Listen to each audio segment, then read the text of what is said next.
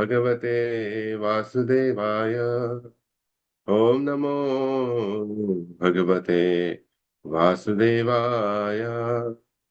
नारायणं नमस्कृत्य नरं चैव नरोत्तमं देवीं सरस्वतीं व्यासं ततो जयाम् उदीरयेत्। शृण्वतां स्वकथा कृष्ण पुण्यश्रवणकीर्तना हृदयन्तस्थो हि अभद्राणि विधुनोति सुहृत्सताम् नष्टप्रायेषु अभद्रेषु नित्यं भागवत सेवया Bhagwati उत्तमश्लोके भक्तिर्भवति नैष्टकी. So, dear devotees, we are reading fourth canto, chapter 24, verses 59 and 60. So, chapter 24, the title is Chanting the Song Sung by Lord Shiva, or in other words, Rudra Gita. Verse 59. Nayasya chittam bariharta vibramam tamo guhaya cha vishuddhamavisha yad bhakti yoganugrihita manjasa munir vichaste nanu tatra te gitam gatim tatra te gatim. Synonyms: na, never; yasya, whose; chittam, heart; bahihi, external; artha, interest; vibramam, bewildered; tamaha, darkness; guhayam, in hole; cha, also; vishuddham, purified; avisat, entered; yat, that; bhakti yoga, devotional service; anugrahitam, being favored by; anjasa, happily; munihi, the thoughtful, vichaste, sees; nanu, however; tatra, there; te, your; gatim, activities. Translation and purport by His Divine Grace, A.C. Bhaktivedanta Swami Srila Prabhupada ki jai. The devotees whose heart has been completely cleansed by the process of devotional service and who is favored by Bhakti Devi does not become bewildered by the external energy, which is just like a dark well. Being completely cleansed of all material contamination in this way, a devotee is able to understand very happily your name, fame, form, activities, etc. Purport. As stated in Srimad Bhagavatam, 3rd canto, 25th chapter, 25th verse, Satam prasangan mama virya samvido bhavanti hrit karana rasayanah kata taj joshanad ashva apavarga vartamani shraddha rathir bhaktir anukramishyate. Simply by the association of pure devotees, one understands the transcendental name, fame, quality, and activities of the Supreme Personality of Godhead. Sri Chaitanya Mahaprabhu has repeatedly said, Sadhu Sangha Sarva Shastrik hoy, Lava Matra Sadhu Sangha Sarva Siddhi hoy. Chaitanya Chaitamrita Madhya 2254. Simply by associating with pure devotee, one becomes wonderfully advanced in Krishna consciousness. Sadhu Sangha or association with a devotee means always engaging in Krishna consciousness by chanting the Hare Krishna mantra and by acting for Krishna. Specifically, chanting the Hare Krishna mantra purifies one. And this chanting is therefore recommended by Sri Chaitanya Mahaprabhu, Cheto Darpanamarjanam. By chanting the names of Krishna, the mirror of heart is cleansed, and the devotee loses interest in everything external. When one is influenced by the external energy of the Lord, his heart is impure. When one's heart is not pure, he cannot see how things are related to the Supreme Personality of God. Idam hi Vishwam Bhagavan Ivetara. He whose heart is purified can see that the whole cosmic manifestation is but the Supreme Personality of Godhead. But he whose heart is contaminated sees things differently. Therefore, By satsanga or associating with devotees, one becomes purified, perfectly pure in heart. One who is pure in heart is attracted,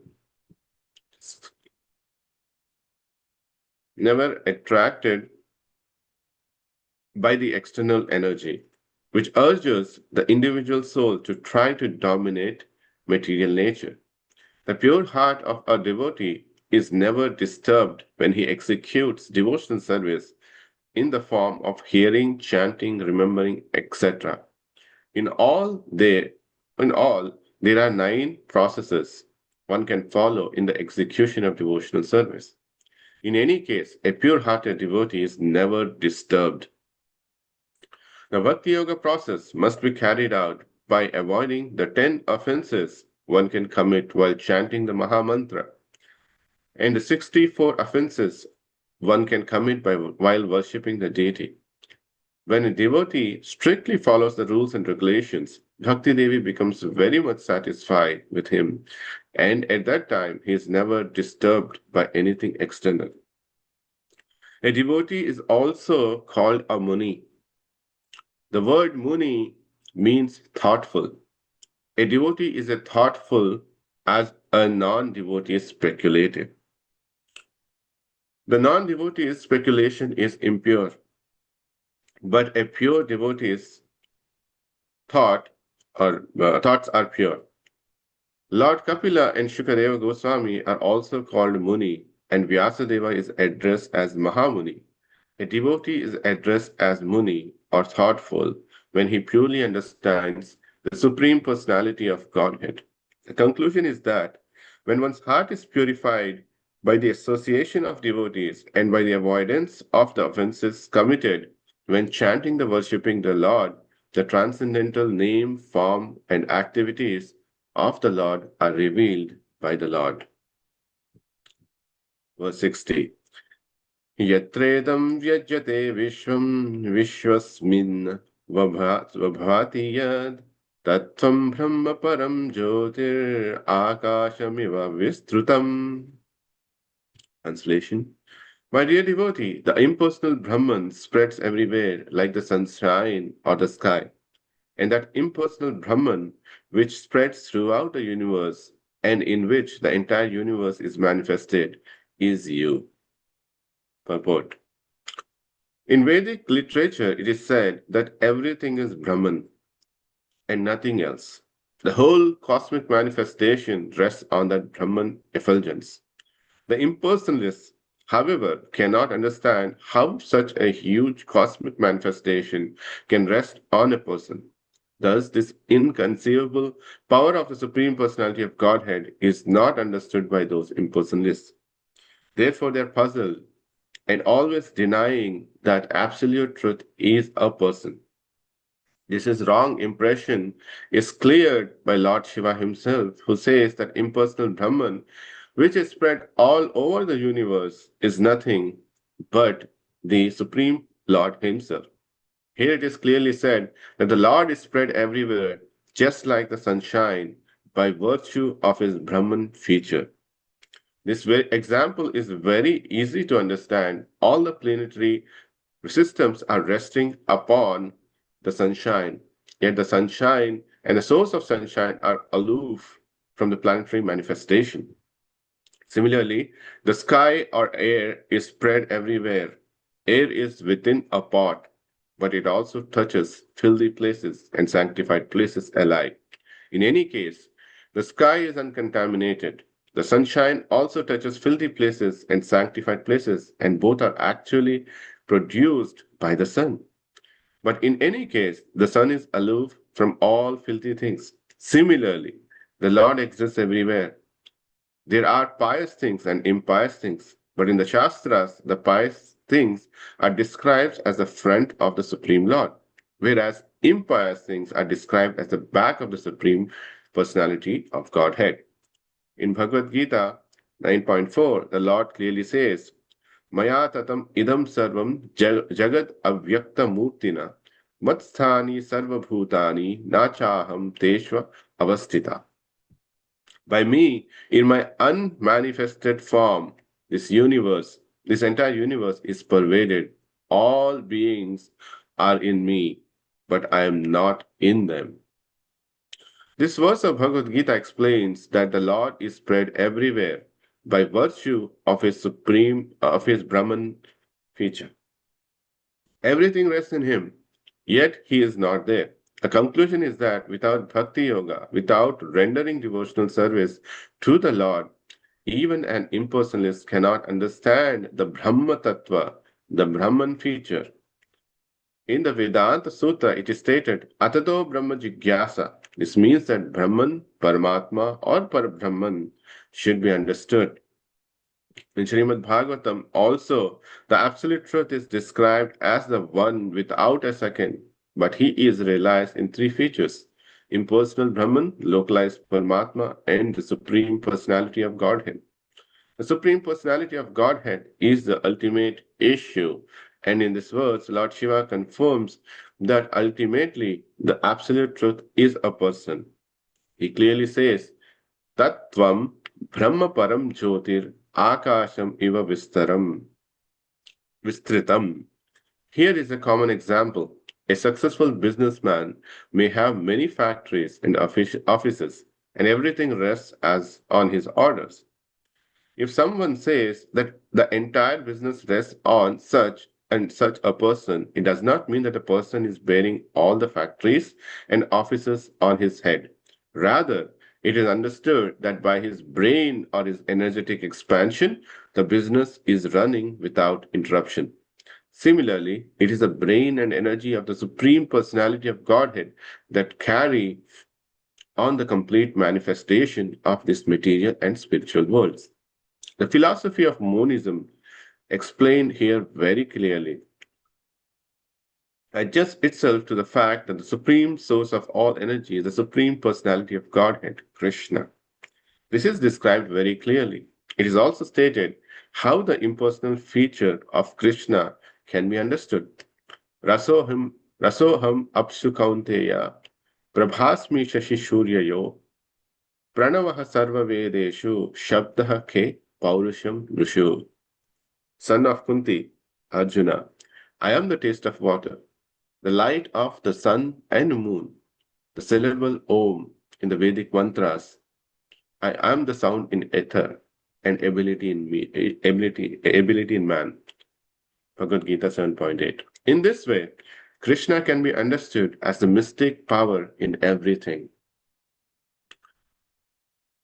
Om Ajnanatimirandasya Jnananjanashalakaya Chakshurudmitam Yena Tasmai Shri Gurave Namaha Mukam Karoti Vachalam Pangvam Langayate Girim Yat Kripa Tavaham Vande Shri Gurundi Natarinam Namam Vishnupadaya Krishna Pristaya Bhutale Srimate Bhaktivedanta Swami Niti Namine Namaste Saraswati Deve Gauravani Pracharine Nirvishesha Shunyavadi Paschatya Deshatarine Vanchakalpatarubhyascha Kripa Sindhubhya eva cha Patitanam Pavanebhyo Vaishnavebhyo Namo.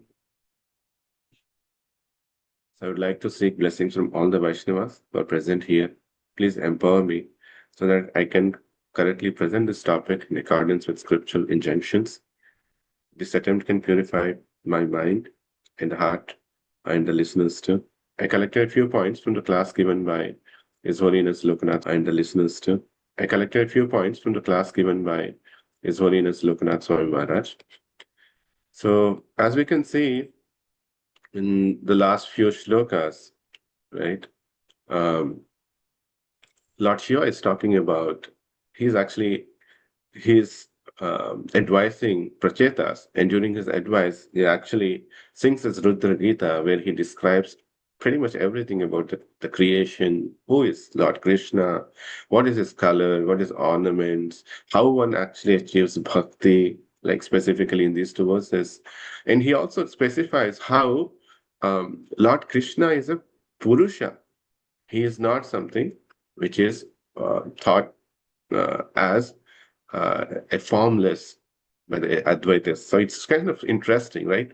Lord Shiva, here he clearly says Lord Krishna is a personality, and Lord Shiva in Adi Shankaracharya, he kind of specifies that Lord Krishna is formless, right? Formless, and also he propagates the Mayavad philosophy, saying that everyone is God, right? You can become a God once you because you're covered. So this is something very interesting. Lord Shiva kinds of points out in two different aspects, but in reality, we understand as a Vaishnava that Lord Shiva has been actually directed by Lord Krishna himself. That when the Buddhism was actually prevalent, so Lord Shiva was uh, instructed by Lord Krishna, go in and then uh, propagate a false religion, so that at least the whole idea of Lord Vishnu was actually to make people at least start believing in scriptures. Mm. We understand that even we all want to become Lord, right? So probably it was a good idea that when Adi Shankaracharya came in this world, and people were really fooled by because of their habits, by blaspheming the Vedic literature, by misusing it, by killing all the animals, eating meat, their intelligence were dull. And one of the prominent thing that prevails in every soul is that they want to be seen as a Lord. So that's why Lord Adi Shankaracharya came in and kind of fanned that, saying that you can become a God. Then for that you need to read the scriptures. And so that way, Lord Krishna instructed Lord Shiva to actually take up the uh, this false religion, and at least by following the scriptures and regularly doing it, so one can become purified. So in fact, this is also not true completely, because Adi Shankaracharya, at the end of his life, he kind of composed Bhaja Govindam, which is exactly what all the teachings are about. What here um, Lord Shiva is explaining. He gave the importance of one particular aspect, Satsangat, right? So Adi Shankaracharya also composed one stanza in the Bhajagovindam. It says, Satsangatvena nissangatvam, nissangatvena nirmohatvam, nirmohatvena nischalatvam, Nishchalatatve Jivana Muktihi. Being in the company of good people, saints, give rise to non-attachment. From non-attachment comes freedom from delusion, which leads to awareness of reality, and understanding of reality gives rise to emancipation, leading to liberation of soul while still alive.